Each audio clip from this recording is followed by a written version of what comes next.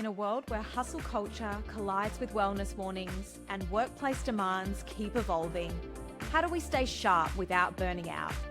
How do we navigate the endless stream of wellness trends while actually getting results? This is the Work and Wellness Podcast, and I'm your host, Ange Davis. Drawing from my own journey of wins, stumbles, and honest revelations, I'll be bringing you raw, unfiltered conversations with experts and inspiring guests who've been there, lived it, and found a better way. Together, we'll cut through the noise and workshop what it really means to be well in today's workplace. No more choosing between success and sanity. No more sacrificing health for achievement. Whether you're struggling with burnout, searching for purpose, or simply ready to work smarter, not harder, you're in the right place. This is real talk about real solutions for real people. Let's get into it.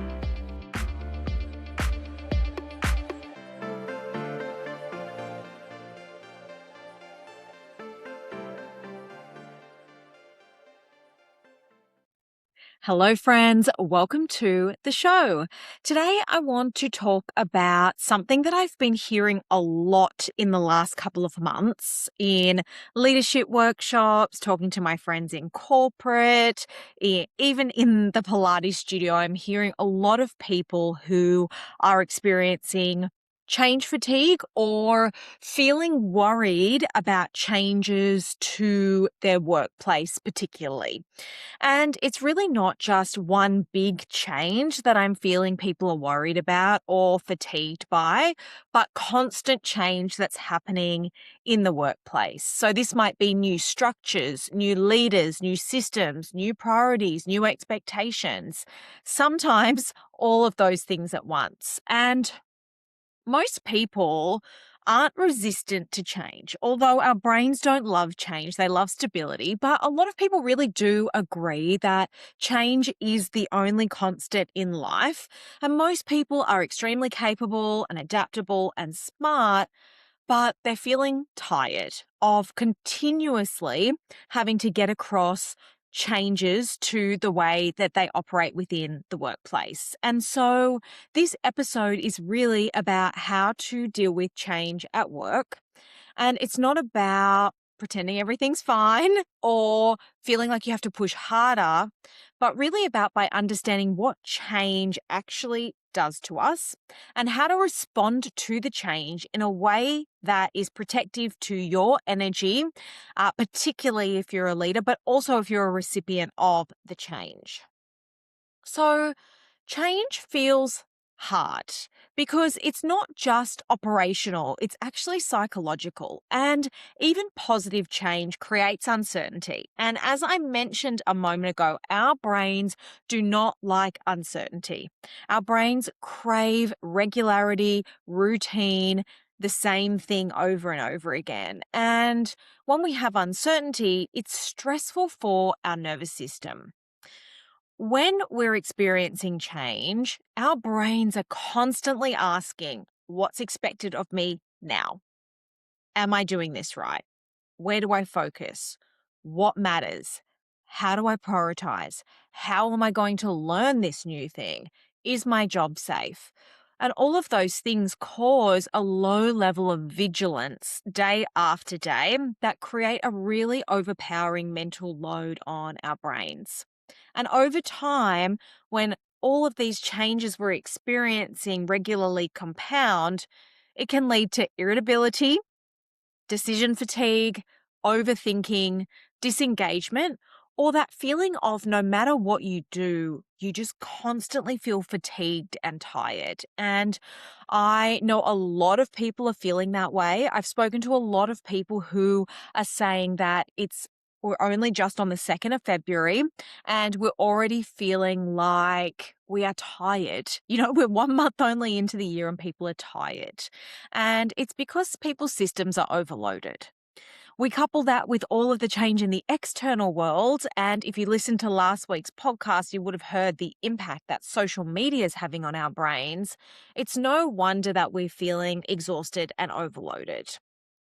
If you're a leader, you're also holding on to your own uncertainty and absorbing your team's as well. So you might be delivered a change, you're uncertain about it, but then you're also often counseling your team on how to navigate the change themselves as well. So it is and can be overwhelming and exhausting. A lot of times, people who are high performing often respond to change just by doing what they've always done. And I know I did this. This was a real thing that I used to do when there was change. I would just work harder and I'd be flexible and positive and I wouldn't complain and I'd push through. And it certainly worked for a period of time, but it didn't work forever. There was an expiry date on that because what happened was I got exhausted and I didn't realize that it was because I was just continually pushing through. The other thing that can happen when we respond in that way is if we're not processing it and talking about the change and trying to let it go by talking through it, what can happen is team members can stop asking questions, stop challenging decisions. They just accept the status quo, stop offering ideas, and people can stay busy but disconnected. And I'm not sure if you've seen it, but I certainly saw it in my time in business.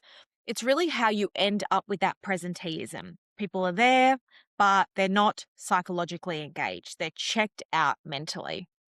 And this isn't a motivation problem. It often is a capacity problem because our brains are just constantly overloaded.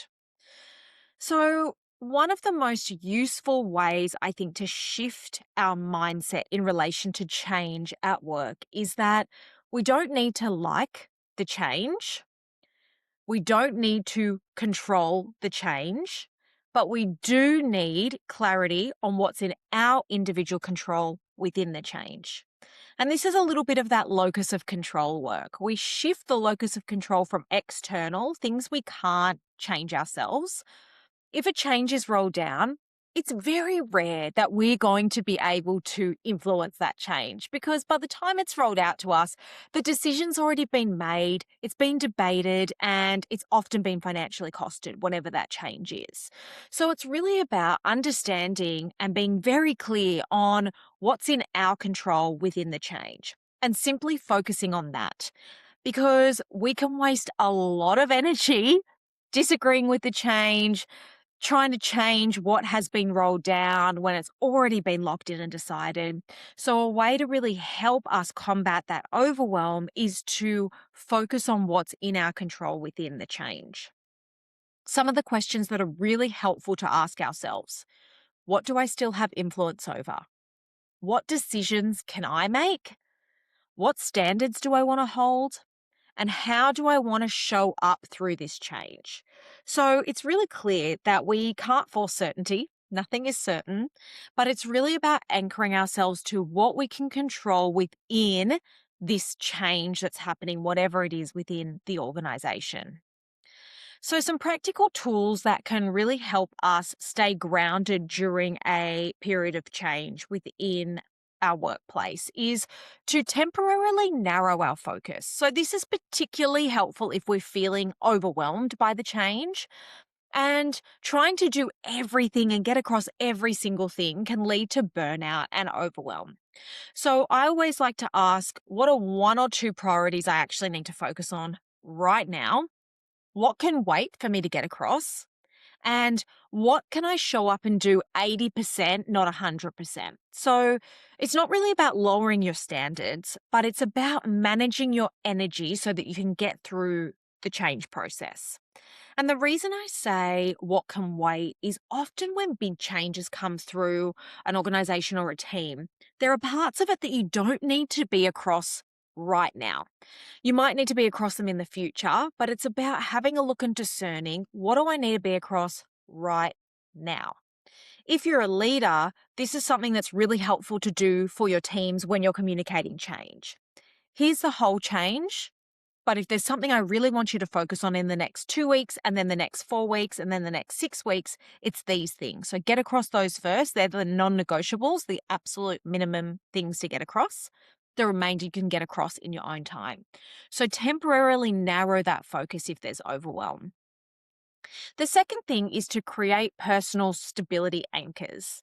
And it's really important that when external changes happen, things that are outside of our control, our internal routines matter more than ever because it gives our brain some sort of stability that it can anchor to. So things like consistent start and end of day rituals. What do you do when you wake up? What do you do before you go to bed? Even the times that you wake up and go to sleep. Really keeping everything else consistent helps our brain not feel overwhelmed when we're experiencing change at work. Movement, book it in. Don't negotiate with yourself about getting your movement done.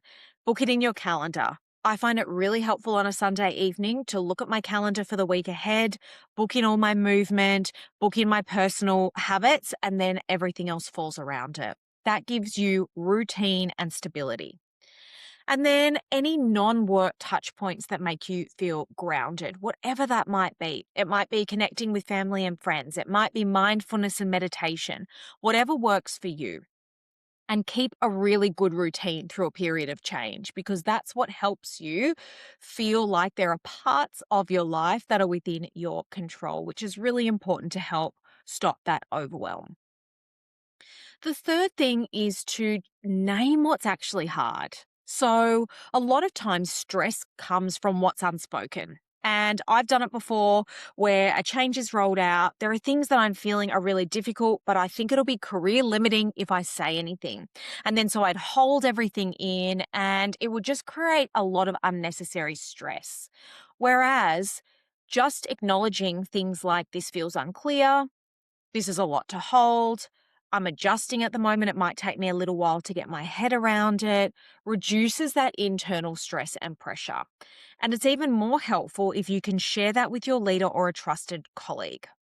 If you're a leader, this is really powerful modeling. Things like, I understand you might feel unclear because there's some things I'm unclear about as well. Or I'm feeling like this is a lot to hold, so I'm sure you are too. Or I'm still adjusting and learning. It's okay if you are too. That can really help your team adjust to that change as well because it's honest and you don't need all the answers as a leader. It's okay to say you don't know and go and find out. And then thinking about your behavior and watching for when it slips below the line. So, when I think about below the line, often what comes up, and Brene Brown talks about this, is that hero, victim, villain mentality. So, hero mentality is, oh, forget it. I'm just going to do it myself. It's better if I do it myself. Victim is, you don't understand how hard this is for me. And villain is, this is someone else's fault and blaming it on someone else. So we often slip below the line. So we just want to be mindful of those below the line behaviors: reactivity, withdrawal, defensiveness, blame, micromanagement, over control. It's just being aware when we're slipping below the line. Don't judge yourself for slipping below the line. We all do. It's human nature. But being aware of if some of that is coming up for you. And when you notice yourself slipping below the line, I like to pause, do a little bit of mindfulness, and then get curious. One of the fastest ways to bring yourself from below the line to above the line is by being curious. So asking questions rather than statements. And that really helps to get us back above the line and get into solution focused mode. I want to share a little bit for leaders on how to support teams through change.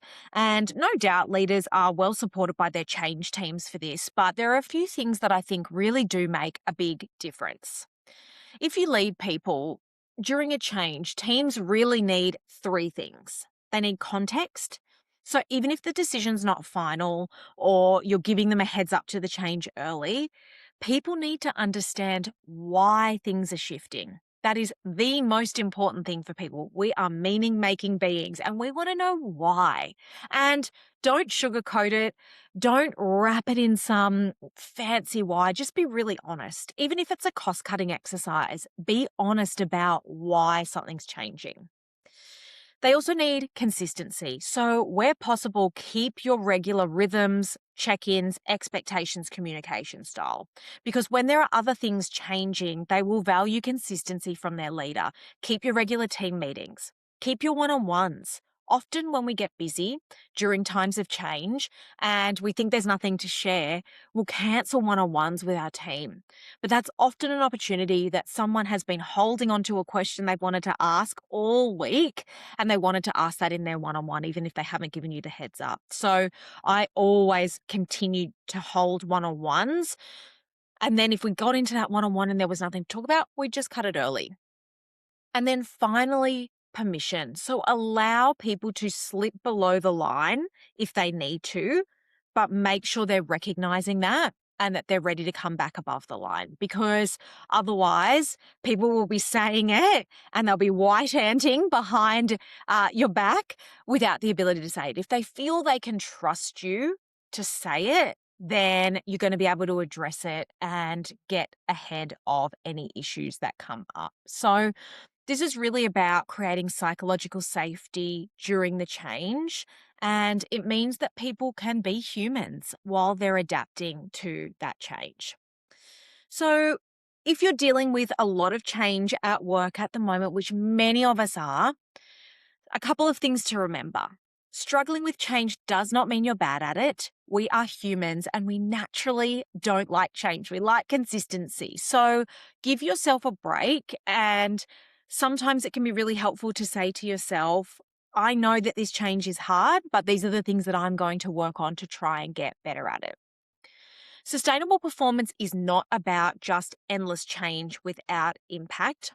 It's about really noticing what the change is asking of you and responding very specifically with the things you need to respond to now, and then figure out what can be responded to down the track. I think it's important to note that during periods of change, you don't need to do more. It's about reprioritizing and shifting, protecting your energy, regulating your nervous system, and leading yourself well so that you can create your own certainty so your nervous system's in a good place to accept that change. And that's really where change is received in the most positive way, when we are well regulated and looking after ourselves first. So if you're experiencing a change and you're feeling unsettled or stressed or nervy about it, what are a few things that you can do for yourself, not related to the change, that are going to help you respond to that change better? If you've got any questions, I'm always happy for you to pop them under the podcast or shoot me an email at angela@mindyourgrit.com. Thanks for listening.